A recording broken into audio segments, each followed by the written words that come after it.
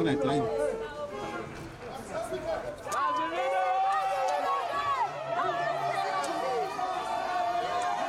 leader of the revolutionary movement in Sub-Saharan Africa is in the house. Mr. Perter will be your president you voted for. Is in the house. If I were you, we need to give him a round of applause. The man whose political ideology has revolutionized. If you compare Nigeria, and I told myself I want to just compare Nigeria with the 3 biggest countries in Europe.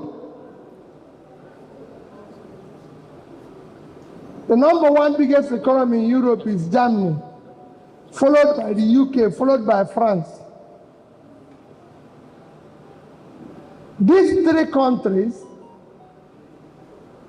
if you compare them with Nigeria in land size, they are just about 20%, about that, bigger than Nigeria when you put 3 of them together.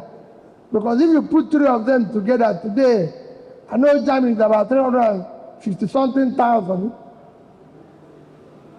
357, France at 551,000, and UK at 243,000. If you put the 3 of them together, you have about 1,152,000 square kilometers. Nigeria is 923,000 square kilometers. So in terms of land size, it's about the same thing. If you talk about their population, UK is about 67 million. France is about 64 million. And Germany is about 84 million. 3 of them put together is about 216 million. And Nigeria is about 216 million. Just Nigeria. And I can tell you, we have more resourceful young people because we have more resourceful youth than 3 of them have. But when you now compare our economy, if you put the economy of the 3 of them together, Germany with a GDP of 4.4 trillion, UK with a GDP of about 3.3 trillion, and France with about 303 trillion, you're getting over 10 trillion, and we are about 400. So they are 25 times more. Wow. Because we have a leadership that where we engulf with waste and consumption, no production. So whenever you're talking about your policy of pulling people out of poverty or creating jobs for those people, it's simple.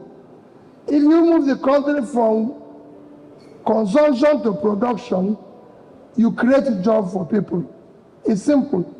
As long as we live where we get up in the morning, all we are thinking is how to buy this and buy that, consume that and consume that, do this ceremony and do that ceremony, it will not work.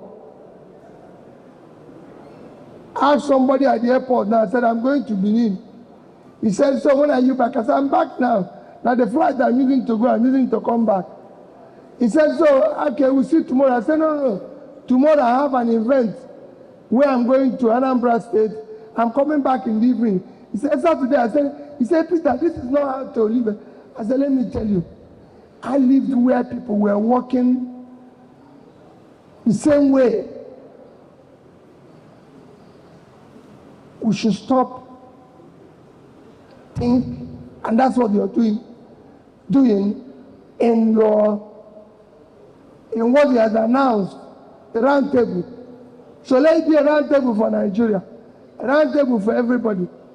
Be rest assured, if we get it right, we'll build a better life, and all of us are involved.